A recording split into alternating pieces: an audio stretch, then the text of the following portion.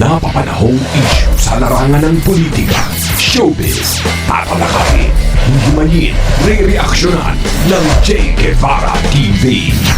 Che Guevara TV nga po pala, isang reactor ng mga viral issue na nagaganap dito sa Pilipinas. So, eto na nga. Eto na.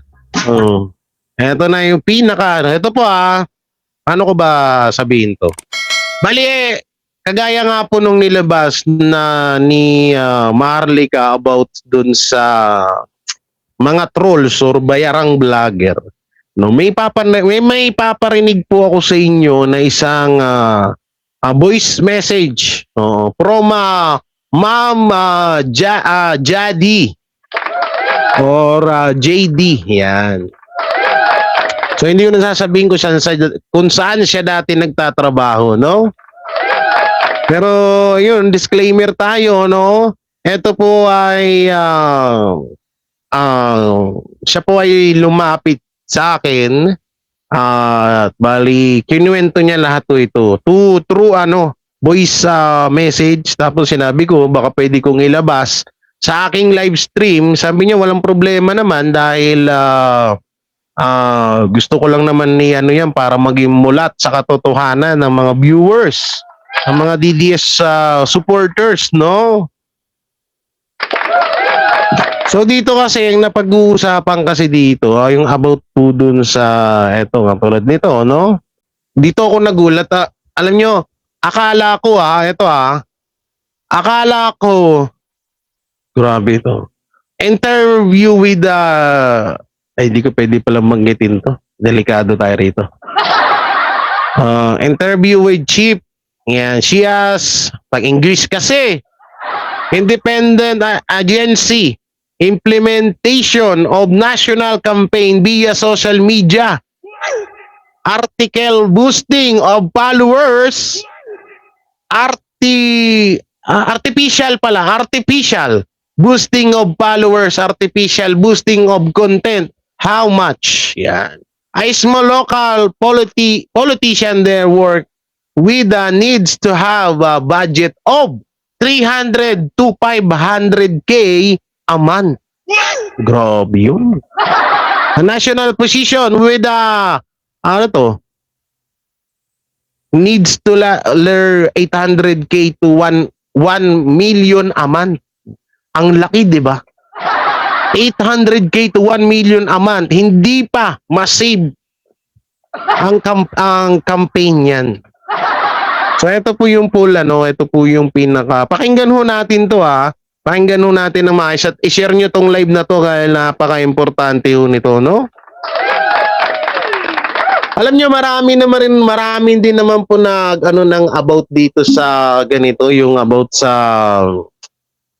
yung mga trolls na yan, no? Yung mga tawag dito, yung mga ito, pakinggan nyo maigi yung kanyang sasabihin, no? Hindi muna tayo magsasalita, pakinggan ho natin ng maigi. So ito yung voice message, ito yung kanyang boses, no? Hoy, mapindot ka! Ba, ayop mo tangin na. Naglag pa ata cellphone ko, hayop na yan. Wala ko nga talagang palitan tong hayop na to. Kung ayaw mag-play. Okay, sige.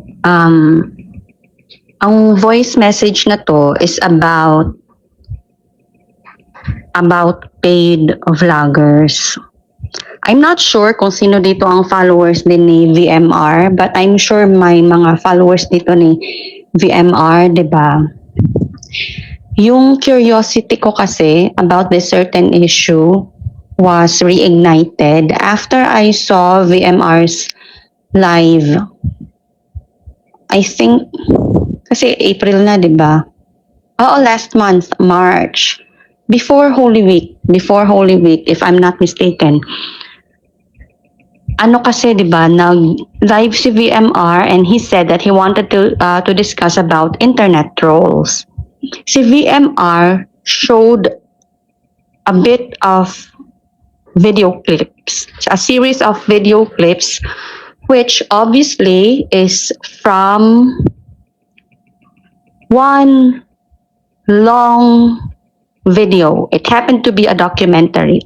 Now, the documentary I dug it up kasi madali lang naman hanapin yan eh. Kailangan lang talaga masipag ka. And you have to know the right keywords. So, nag-search ako. Ang nilagay ko sa YouTube was Internet Troll Farms Philippines. Nag-appear kagad ang Channel News Asia. Channel News Asia na documentary. 46 minutes. Ibibigay ko kay Jay ang link para mapanood nyo din.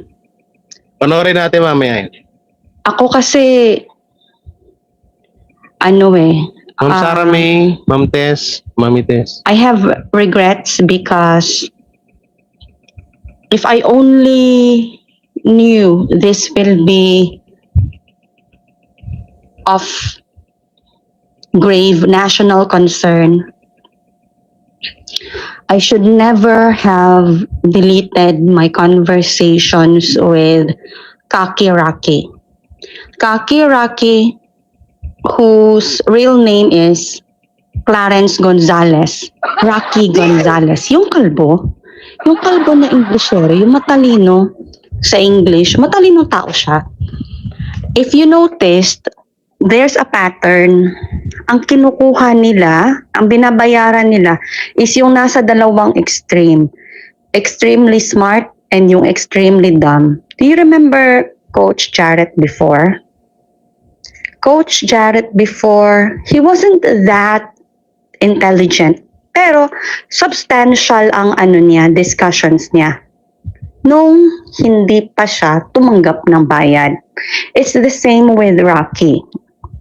Si Rocky Gonzalez, I remember, I got connected with him before the 2016 elections. Kasi the late attorney Bruce Rivera is magkaibigan kami noon. I have pictures with him. Ipapasa ko kay Jay yung mga pictures ko with attorney Bruce Rivera.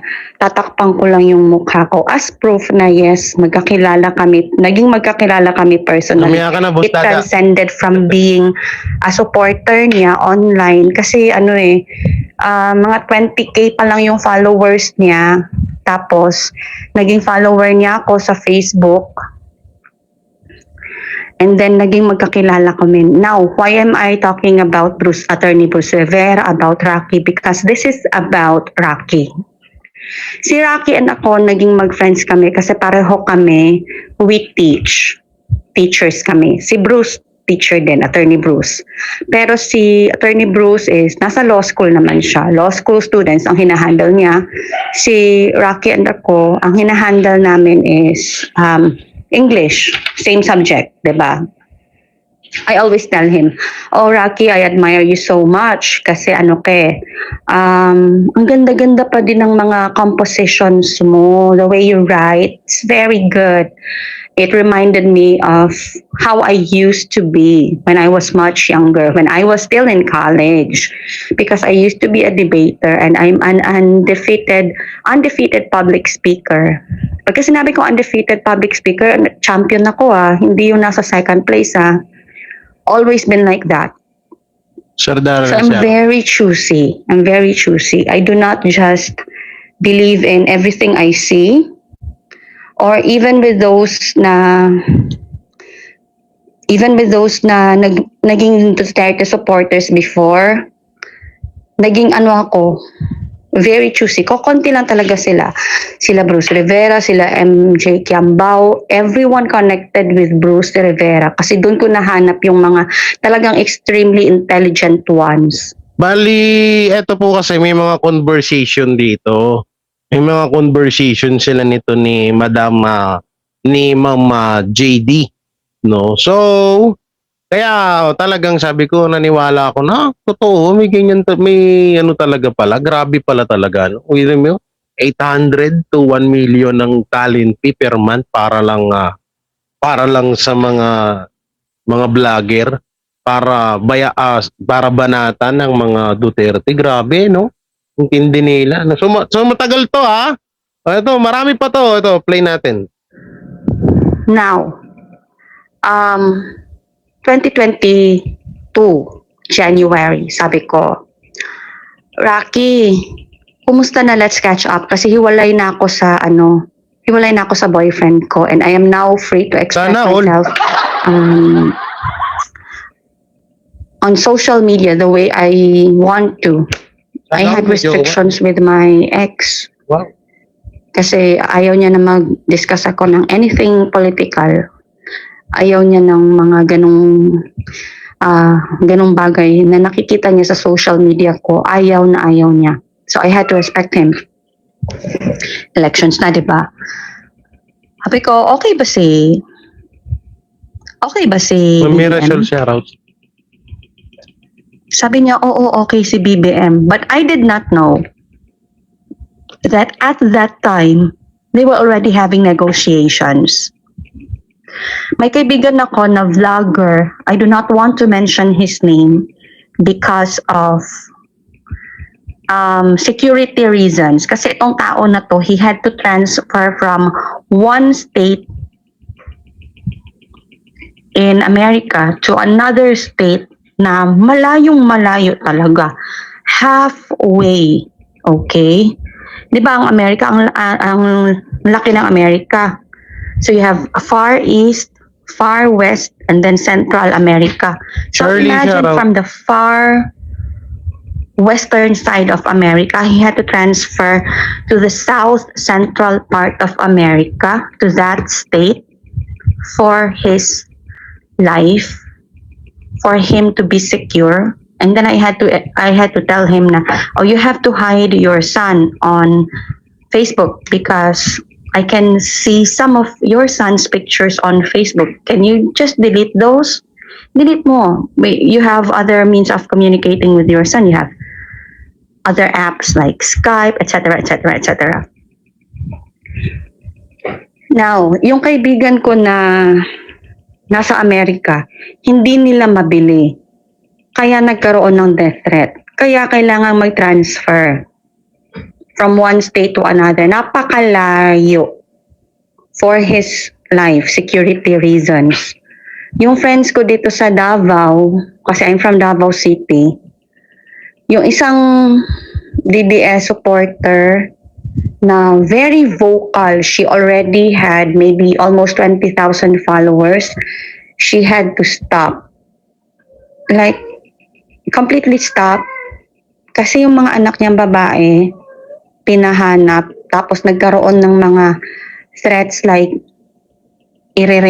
baka daw iparape yung mga anak niya na babae. Nalaman pa nila kung saan nag-aral, di ba? So, mga ganun. Ganun yung mga nag-experience namin dati. Grabe naman yun, Ayaw no? niya na Grabe, ito mo pati anak idadamay pa kasi hindi lang nakuha sa hindi lang nadala sa mga offer na pera-pera na yun. Lupit talaga ng no? Ang lupit ng tawag dito ng social media, ng politics issue. Pati anak pinapahanap tapos ipapagahasa daw para daw kasi hindi nasunod yung gusto. Ang lupit niyo. Sige, tuloy pa natin. kasi ako ng anything na kuha na pala sila. They already had negotiations. Akala ko Patayin nyo nga yung bobo na dyan. Oh. May bobo dyan. Oh. napaka-solid ng support niya sa unit team. Akala ko masyadong solid, masyadong pure, 'di ba? Kasi nga may pagka-in denial ako. Alam mo 'yon, yung may kaya naman siya. He's not wealthy, but he's well off. Tapos maganda yung background niya talaga sa profession namin sa teaching. And then he told me, parang early February na yata yung 2022. Sabi ko, mag-transfer ka na lang, punta ka ng this country. Ang magiging sweldo mo dito every month, including your allowances, kasi yung mga teachers na dun sa country na yun, may allowances it will amount to almost 20,000 or a little more than 20, no, 200,000, 200,000 or a little more than 200,000 a month. And then alam mo naman, di ba, nag-i-increase naman ng salary doon, 5 to 10% every year. I think you will always get a 10% increase every year until such time na ma-hit mo na yung ceiling rate, na i-maintain mo na lang yung ceiling rate mo. Sinabihan ko siya. And then nagulat ako kasi puro politics na lang ang ano niya, nasa vlog niya. Tapos, na-figure out ko, nabayad siya. Ma'am Kasi, MJ, he was already mudslinging Inday Sara Duterte. Kasi yan si Inday Sara Duterte, naging magkaibigan kami yan. Personally, naging magkakilala kami. sa mga nagtatanong kung sino to, ito po ay naging hindi naging or hindi naging tas hindi nagkahiwalay ulit. Ano ba tawag doon? Kaibigan po ito ni BP Sara na nalaman ng mga sekreto ng mga vlogger ng mga bayaran. Matagal na, late 2014 until 2017, 18, hanggang sa naging inactive siya sa Facebook dahil mas naging visible siya sa Instagram. Tapos may naghahandle na lang ng Facebook page niya. Of course, 'di ba? She cannot do everything. Pero wala na talaga siya naging personal Facebook page. I don't know lang kung nagkaroon siya ng bagong Facebook page. I mean, personal Facebook account. Sabi ko na, bakit tinitira na si Inday Sara? Tapos naisip ko,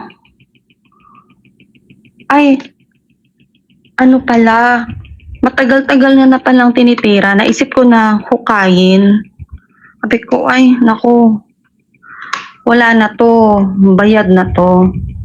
So yung naging comment ni Jay, one time, sa isang naging live niya, na syempre inedit-edit niya, di ba? Kasi it has to be cut into different segments para maging video for a particular topic. Yung naging comment ni Jay sa isa niyang video na mga nasa 100,000 ang bayad, no, that's impossible. Kasi bakit yung 200,000?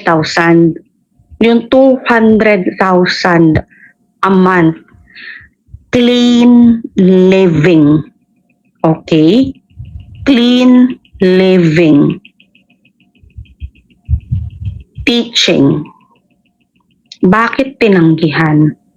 Until I saw this video, documentary video, because of VMR channel nga, 500,000 pala ang chief architect nila, yung nasa top, yung taga-brainstorming.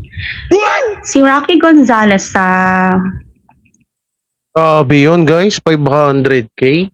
Tuta na, mapapagawa ko na yung bahay ko na matagal nang nasisira yung mga hollow block dun sa taas. No? Alam nyo yung mga nalaman ko about sa yung mga nalaman ko about sa mga bayarang vlogger. Ang akala ko 70 to 100k. Ngayon, dito nyo malalaman na totoo nga yung sinasabi ni Banat Bay na umaabot ng 700k ang 700k yung mga vlogger na binabayaran para siraan ng mga Duterte. So ngayon, ito na, may mga naglalabasan na. Ang pinakamalupit nito, pag nilabas pa namin yung conversation ng mga vlogger about to salary, about to sa mga monthly sahod nila, monthly salary nila sa sa tawag dito, sa pagbanat sa mga Duterte, 'di ba? So ngayon pa lang mga kabiyaya, mga ka-DDS, yung sinasabi ni Banat Bay na 700k na isang vlogger, totoo talaga. 100% po na legit. Dito naririnig na natin 800 to 1 million ang pinakamataas na bigay sa isang vlogger. Aman. Kaya ngayon nasa thumbnail ko 1 billion eh. Alam niyo kung bakit ko sinabing 1 billion 'yan? Eh sa dinami-daming vlogger na bumabanat sa mga Duterte, 'di ba? Kaya hindi malayo talaga na mangyari yung 1 billion na 'yan sa lahat ng mga vlogger na bayaran. Ngayon, yung mga nabanggit dito ng mga pangalan dito, labas na ako dito kasi siya naman yung nagsasabi dito, yung mga nabanggit na pangalan dito. Especially doon kay Rocky Gonzales na hindi ko naman kilala yun, no? Pero malalaman natin yung mga may mga conversation kasi. Kaya ako lang din naman din to nilabas sa inyo is para maging aware kayo na talamak talaga ang bayaran sa mga vlogger na para siraan ng mga Duterte. Lupit, no? Ang pinakatanong dyan, tayo na sa kaban ng bayan kinukuha yung pera na yan. Tapos ipinangbabayad sa mga vlogger para siraan lang ang mga Duterte. No? Grabe, no? Nalulunok nyo yun? Tayo na. Titiis nyo yun na ipakain sa pamilya nyo yung ganyan? Mambabalasubas ka, maninira at mambabalahura ka ng taong wala namang kasalanan at wala namang ginagawang masama sa'yo at sa bansa natin. Tapos pagkakakitaan mo, tapos ipapakain mo sa pamilya mo, tindi nyo. Tutuloy pa natin. Quality niya, nasa top yun, nasa top tier yun. Kasi Sino kaya yung top na yun, no? him holding Ops, baka may mabanggit na pangalan. Mahirap na. Wait lang, check natin na. Parang di ko ata natandaan kagabi Ma'am, mag-chat ka nga sa akin, ma'am, kung baka mamaya may nasabi kang pangalan dito, ha? Nice. Can you imagine that? Nagsiseminar siya. Nagpapaseminar siya sa kapwa bayad na social media advocates nila BBM, nila Tamba. Naku po! Putong inang to. Nagpapaseminar sila sa mga kapwa nila mga vlogger na bayaran para para banatan ng mga Duterte. Tunginan, lupit nito, guys. Nakakapang lumo, no? Pera-pera na lang talaga ang prinsipyo ngayon. Buti na lang talaga kahit papaano, kahit mahirap lang ako, hindi ako nagpapasilaw sa pera. Oo, hirap din kami sa buhay. Pero di ko talaga mas masarap pa rin talaga yung sarili mong pinaghirapan Natin. 'Di ba?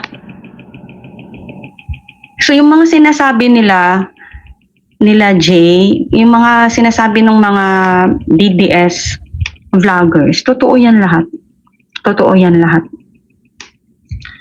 Na inaalok ako, ganito, ganyan ang bayad. Sino ba yun?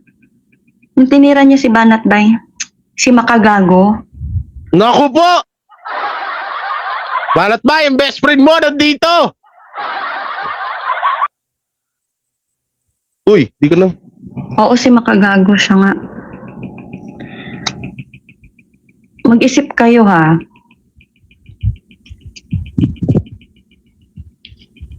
Ang laki-laki ng ang laki-laki nung hindi ko na maalala yung particular term, correct term. Parang undisclosed na funds, ilang million ba yun? 'Di ba? So, ang pinaka-point ko dito is I hope we will be wise enough. I hope we will do our own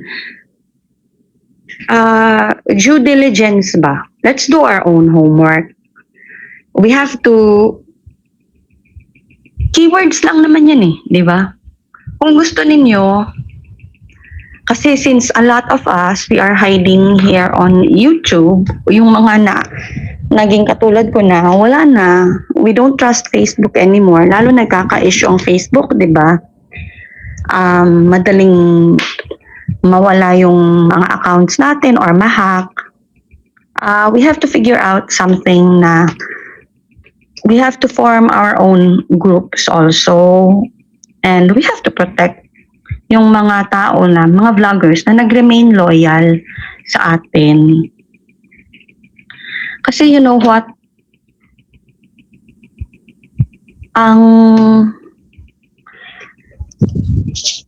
hirap kasi kapag pinaabot pa natin ng 6 years, maswerte kayo kung nakalabas kayo ng country. Maswerte kayo kung outside the country kayo. Hindi nyo talaga ma-feel yung na-feel namin. Di ba kasi dati 500 pesos. 500 pesos na na gulay tsaka prutas. Kasyang-kasya na yun sa isang family ng isang linggo. Hindi, yung mga kunwari 2025 na pamalengke, 1 week.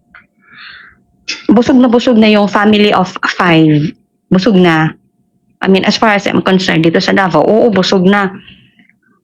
Pero ngayon, hindi na. At least 3,200. Tapos, yung sinasabi nila na, inflation is normal. Yes, it is normal. Inflation is indeed normal. Grabe, no? Kaya nga totoo yung nga yung sinabi ko nung nakaraan, di ba? Na mas swerte pa talaga yung mga OFW. Na hindi naman totaling swerte. Alam ko naman na mahirap din yung kalagayan niya dyan. Pero pag for good ka na sa ibang bansa, kasi tutusin talaga, sobrang hirap na talaga dito sa Pilipinas. No? Sobrang hirap na talaga. Hindi lang na, sa mga mayayaman, oo, katulad nila Banat Bay, nila Boss Dada, medyo hindi pa nila damayan eh. Pero sa mga katulad ko na isang kaig, isang tuka, eh talagang ramdam na ramdam namin. Oh. Kaya,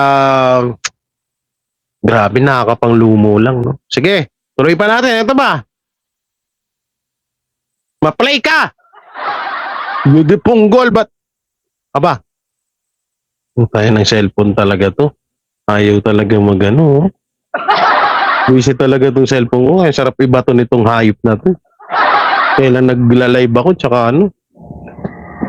Okay, so I found the link, YouTube link to the video. Ay, ito yung sinasabi niya. Ito yung sinasabi niya para may mapanood kayo. Ito yung sinasabi niya na about sa mga trolls sa mga bayarang vlogger. Oh, so panoorin natin to, no? Ito yung mga sinasabi niya. So putulin na muna natin yung sinasabi niya dun. So ito yung sinasabi niya, guys, na about dun sa mga isa sa mga patunay talaga na may mga vlogger na tumatanggap talaga ng bayad para siraan ng ang mga Duterte or kung sino-sino mang mga politiko. We feel I went to send your remain no words to our working. Sabi sa inyo, mag-English eh. Ma'am Alexa G, shoutout. So eto, panoorin natin. Are your political clients aware that you hire people to spread, disinformation to help them? Exactly why they're hiring us. Uncover Asia.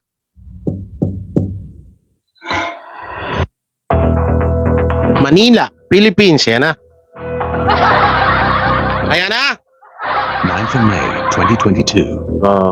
Almost 67 million Filipinos head to the polls to cast their ballots in the country's general election. It is one of the closest presidential election races in its history, as Rodrigo Duterte steps down upon completing his term.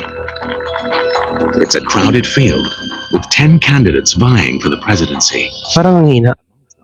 Our Manila Mayor, Isko Moreno.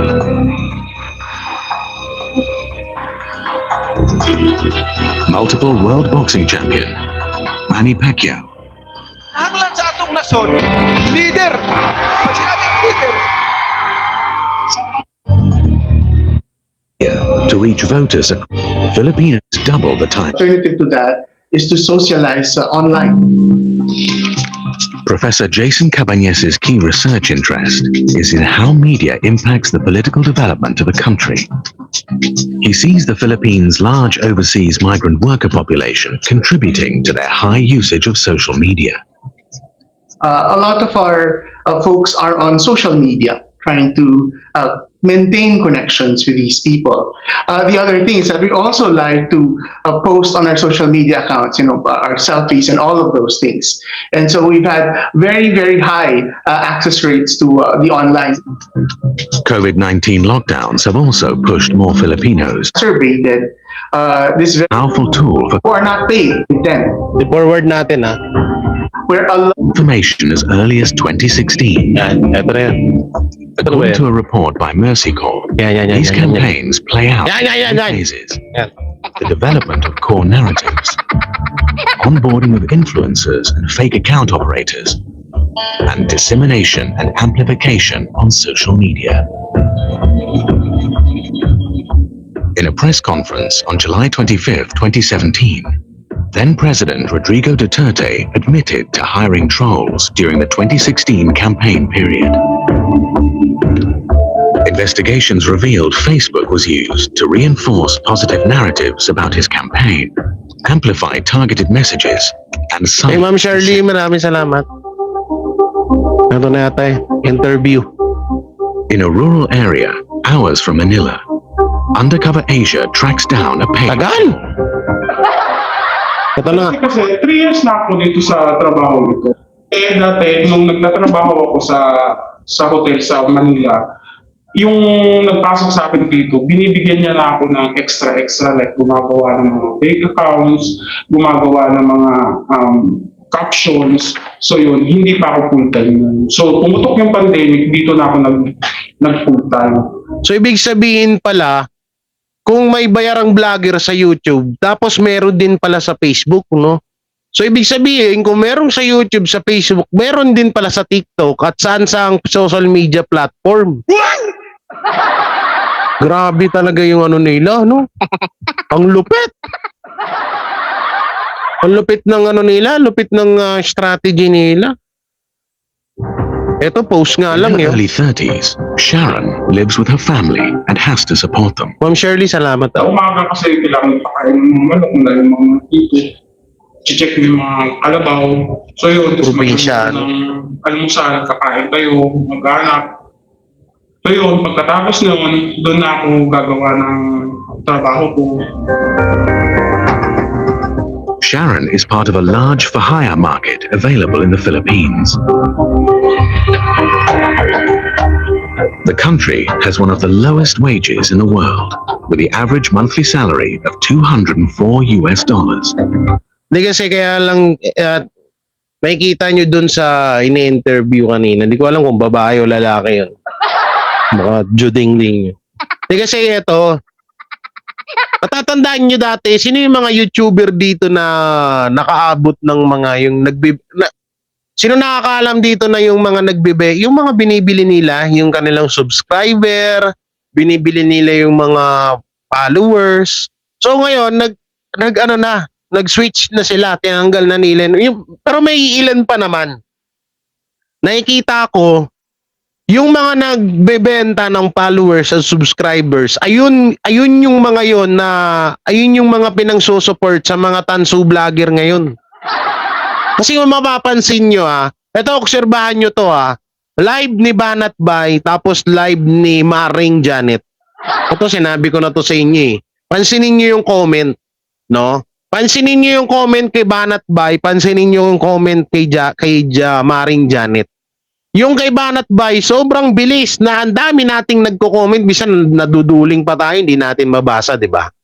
Hindi natin mabasa yung mga comment ng ibang mga kasamaan natin doon na mga nagko-comment dahil lang sobrang bilis. At hindi pa ulit-ulit na mga tao yun. Iba-iba yun, marami talaga. Pero pansinin mo yung kay Maring Janet, yung kanyang sa live, napakabagal. Tapos ilan lang ang nagko-comment, pero ang nanonood nasa 3,000 to 2,000 ang nanonood. Na halos parehas doon kay Banat Bay na views. No, halos pumaparehas. Pero yung comment, doon mo mapapansin kasi alam nyo kapag live kasi lalo ang viewers mo nasa 1,000 pa lang viewers mo, grabe na yung comment yan. Talagang dagsa na yan, di ba?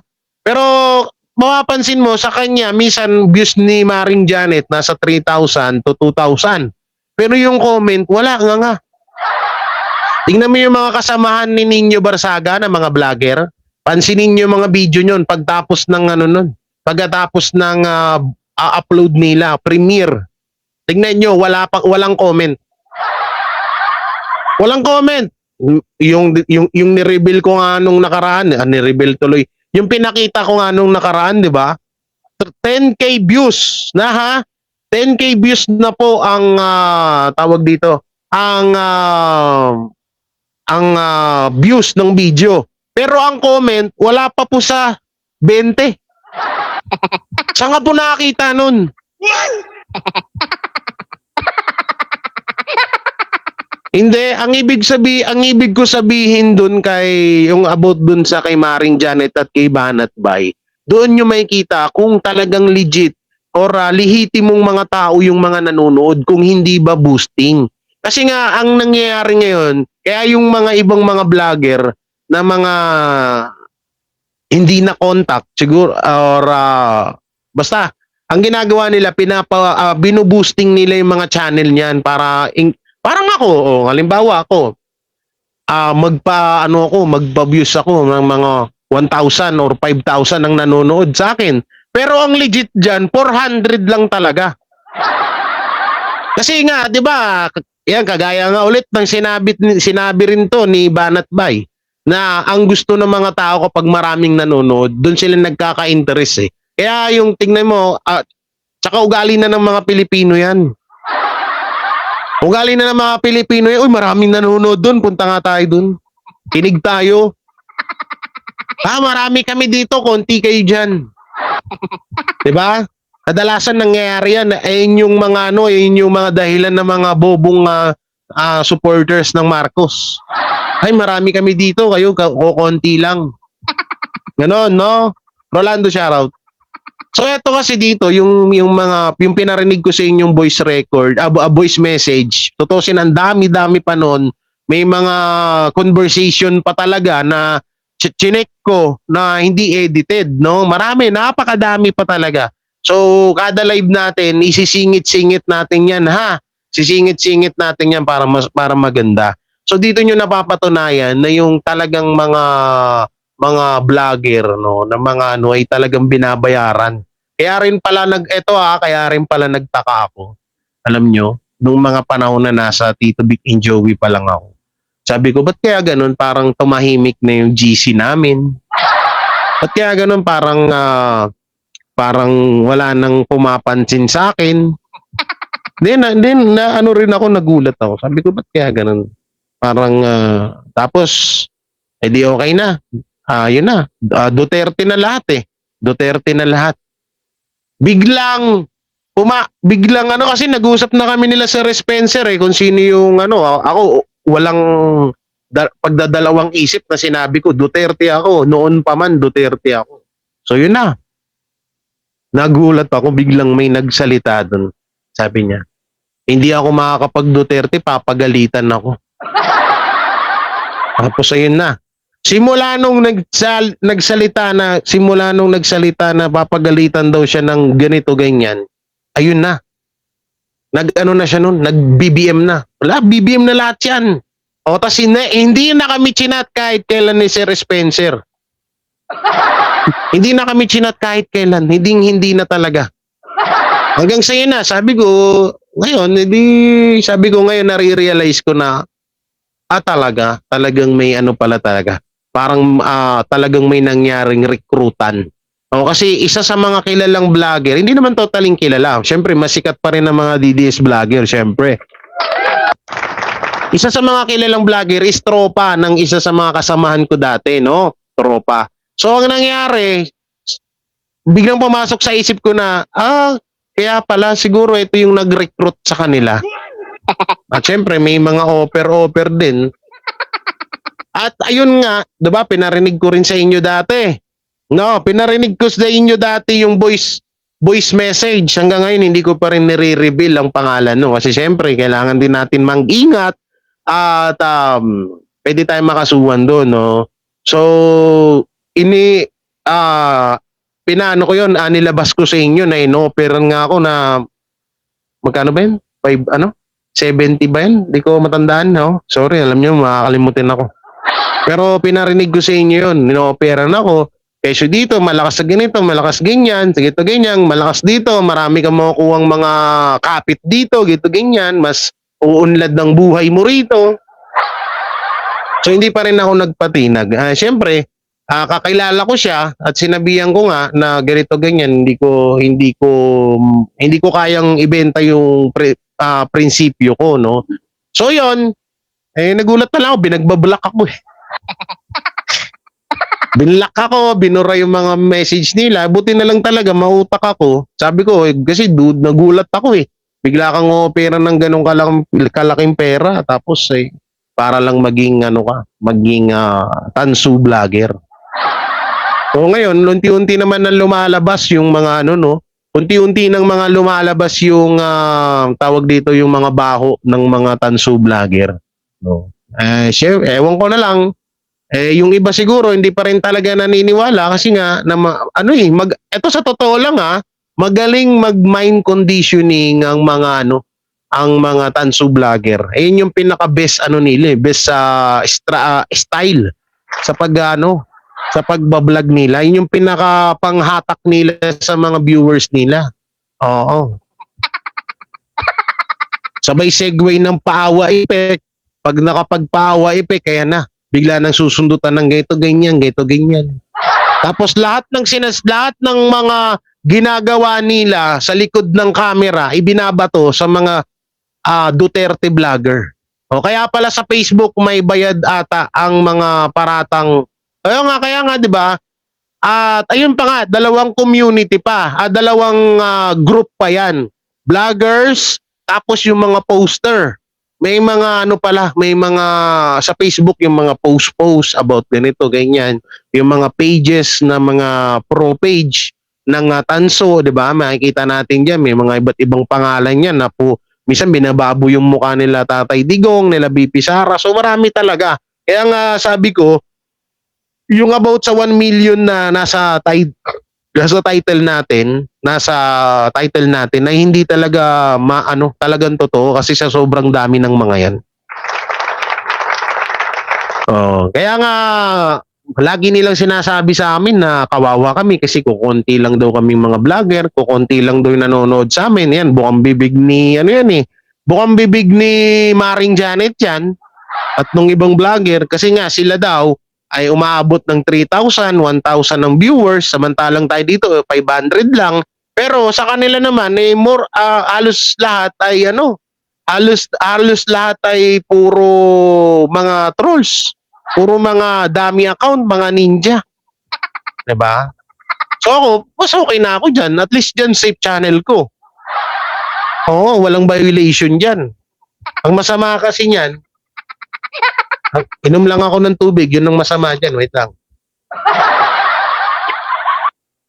Grabe, no? Nakakapang na ibibenta mo yung kaluluwa mo. Ando na tayo eh. 500K.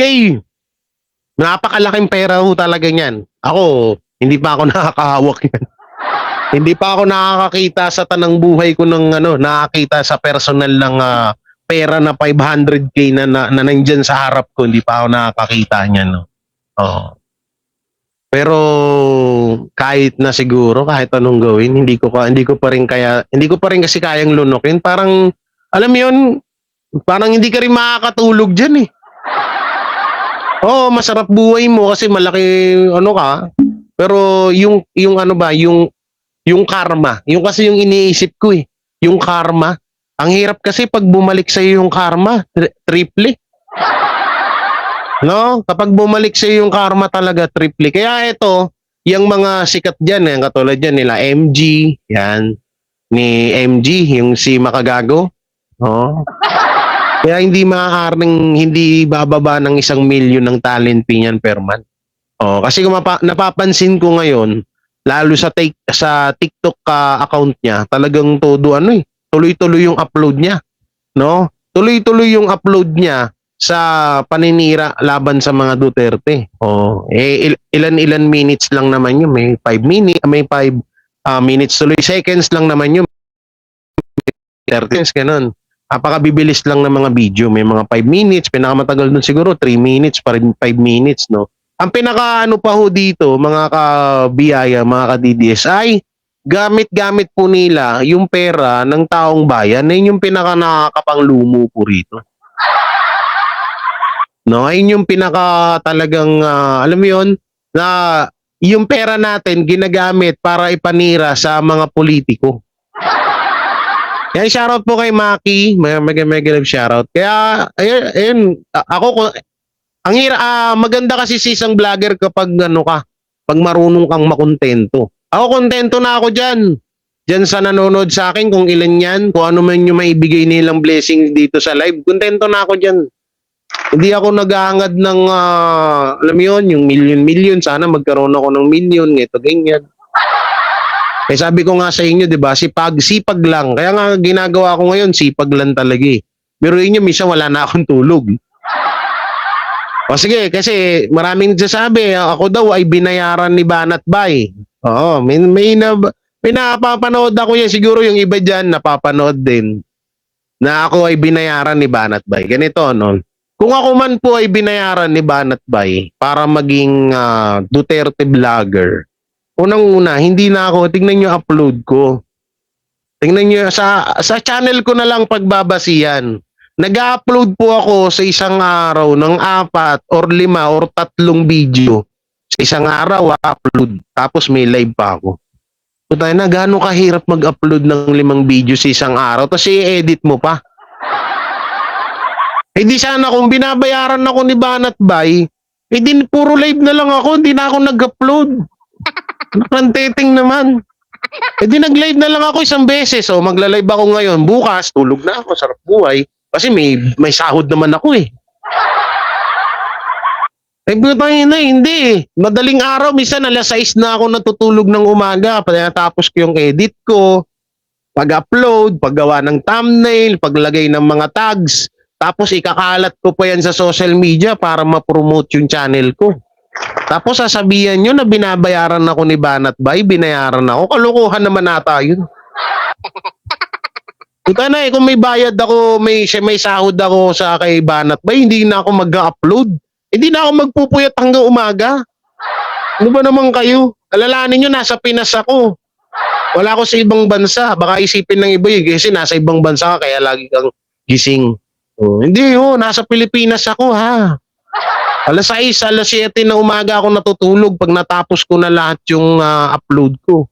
Kung makikita nyo naman yung editing ko, kinakat-cut ko pa yan. Pag medyo hindi na kaya ng katawan ko, tsaka ko po ina-upload ng rekta, pinuputol ko lang yung bandang dulo.